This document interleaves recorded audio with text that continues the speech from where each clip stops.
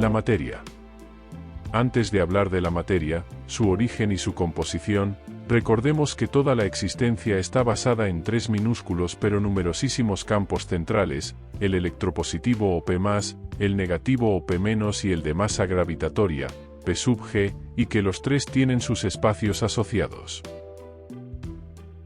Recordemos que estos espacios tienen una distribución normal de densidad de ese espacio, y que el de la masa gravitatoria es muy extenso y los otros relativamente pequeños. Por facilidad de dibujo, se representan esos campos y sus espacios asociados como partículas.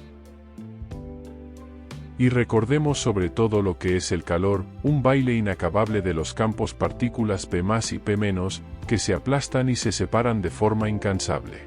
El calor es un agente fundamental en la creación de la materia. Todos hemos visto en algún libro o en alguna revista de divulgación, qué es, y cómo es, un átomo, que representa la base de la materia. Este es un átomo de berilio y está formado, según dicen los libros, por 4 protones, 4 neutrones y 4 electrones. Esos constituyentes son partículas infinitésimas cada una con sus propiedades.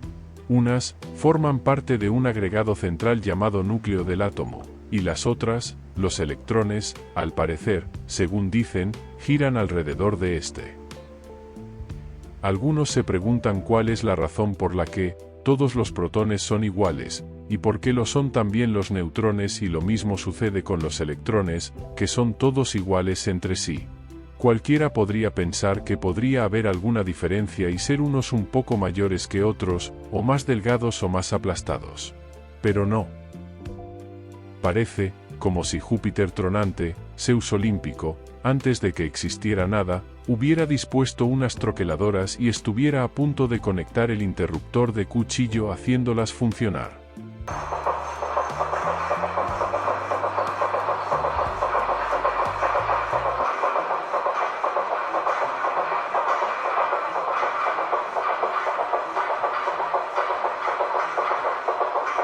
Pues no.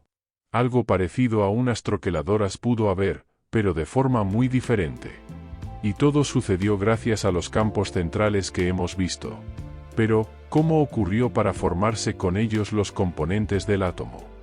¿En dónde estaban esos campos centrales?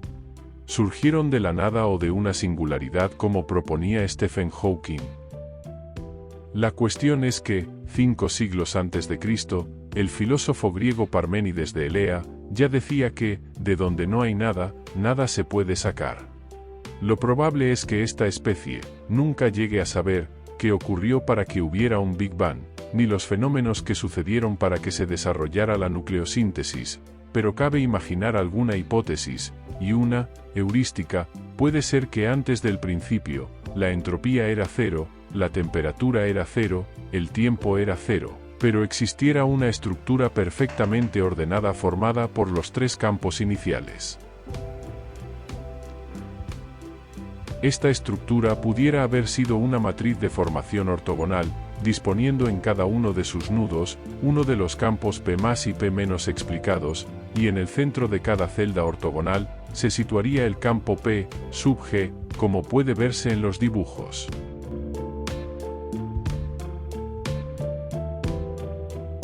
Con esta distribución, el número de cada uno de los campos es el mismo, y aunque aquí se ha dibujado con unos límites adecuados para ser visto el conjunto, en la realidad, esos límites pudieron ser muy grandes. Era una disposición uniforme, equilibrada, pero con una función incomprensible para quien les habla. Algo inexplicable tuvo que suceder, porque de repente, ¡bang! Y sucedió lo que cabía esperar, los campos P+ y P- se abalanzaron entre sí, formando un calor extremo, indescriptible, mientras los campos P sub g trataban de escapar de aquella vorágine sin conseguirlo. Aquello actuaba como un gigantesco molino de bolas y horno a la vez, que aplastaba a las partículas de masa haciendo que fueran agrupándose y que lo fueran también sus espacios. Dado que estos espacios se acumulan en uno único, el calor pudo empezar a expandirse, permitiendo que los acúmulos de masa aumentaran. Gran parte de las partículas P+ y P- se habían asociado formando el calor, pero otras no encontraron compañero, así que se dirigían a los acúmulos de masa formados. Dentro de ellos iniciaban un gran tropel de movimientos puesto que, las partículas de masa rechazaban su presencia pero se atraían entre ellas, así que se acababa en un equilibrio en el que las P+ o P- quedaban recubiertas por partículas de masa, atraídas entre sí pero moviéndose tratando de separarse de las eléctricas. Aquí se ve el resultado de dos partículas eléctricas fuera del acúmulo de masa pero rodeadas de partículas de esa masa, y situadas en el horno de calor circundante, representado débilmente en el dibujo. En estos acúmulos resultantes, la mayor parte de la atracción de las eléctricas hacia las de masa, se dedicaba a mantener ese estatus, pero todavía quedaba algo que se empleaba en acercarse a la eléctrica contraria, aunque sin el ímpetu de cuando estaban exentas y formaban el calor. Al juntarse, algunos grumos del calor existente quedaban atrapados entre ellas. Cada partícula eléctrica se veía envuelta por más de 60 partículas de masa, retozando para separarse lo más posible de su huésped.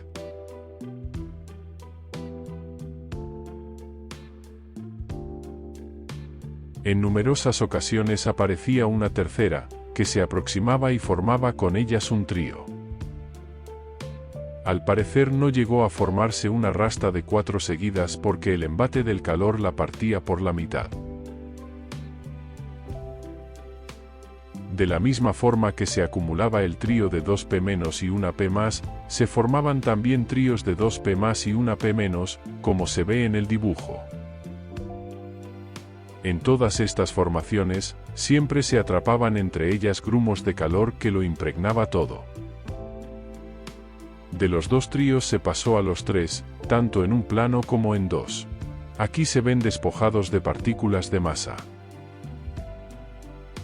Enseguida se agregó un cuarto, un quinto, y hasta 9 filas de tríos perfectamente ordenadas porque siempre las partículas P+ buscaban a las P- y viceversa.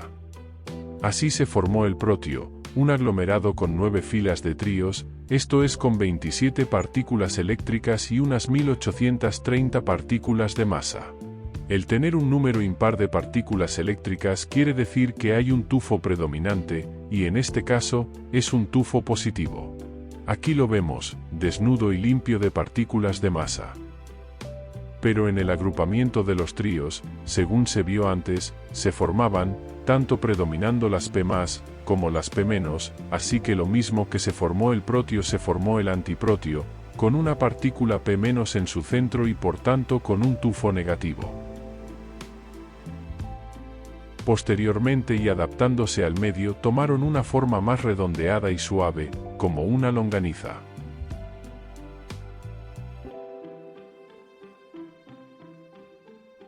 Aquí los tenemos desnudos sin el ropaje de las partículas de masa. En ocasiones aparecía algún dúo de partículas eléctricas con su envuelta de masa, que se adhería a otro par de partículas del protio, y a veces seguían pegándose más dúos, pero sin alterar la carga eléctrica, aunque aumentando la masa. Entonces puede decirse que efectivamente no todos los protones son iguales, hay algunos más gruesos que otros, y los más cargados llegan a tener hasta 6 michelines del tipo descrito. No olvidemos que cada partícula es realmente un diminuto campo central, y por eso debe decirse además, que todos esos campos o campos partículas, estaban en constante movimiento debido a su relación con los campos circunvecinos, y el elemento tenía, como consecuencia, una vibración constante.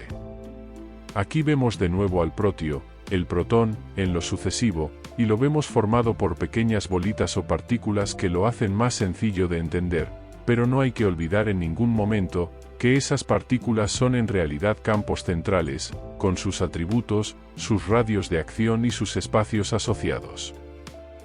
Por lo tanto, ese dibujo del protón tendría más que ver con este, que aunque muy mal dibujado, se ven como rayos de luz rojos, azules y beiges, saliendo de una pequeña masa central hasta llegar a una zona del espacio en el que queda totalmente cubierto por retazos de los tres campos.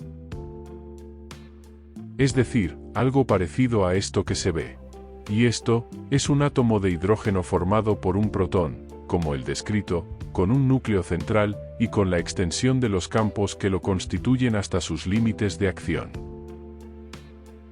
En el momento que hablamos, ese nuevo ser todavía estaba envuelto por un calor extremo casi insuperable para su consistencia. Aún así, en ocasiones tenía que sacudirse el calor, como lo hace hoy un perro con el agua, y se deshacía de uno de esos michelines que se han visto, que al descomponerse se convertían en un pulso radiante.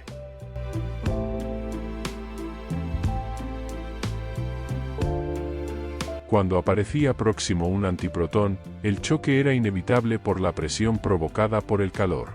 Su unión daba lugar a la molécula de hidrógeno, H2.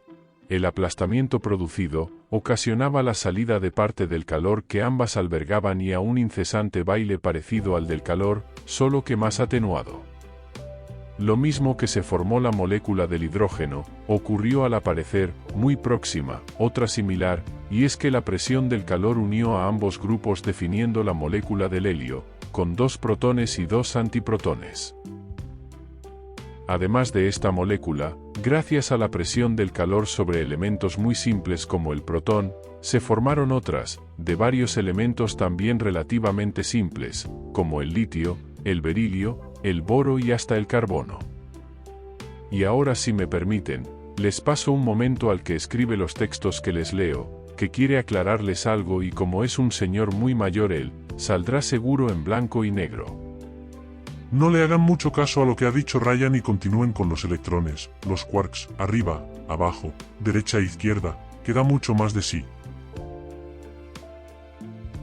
No. Si ya les decía yo, después de explicarles el calor, los neutrinos, la formación de la luz y la radiación, la formación de la materia y más cosas, el buen señor me sale con esas.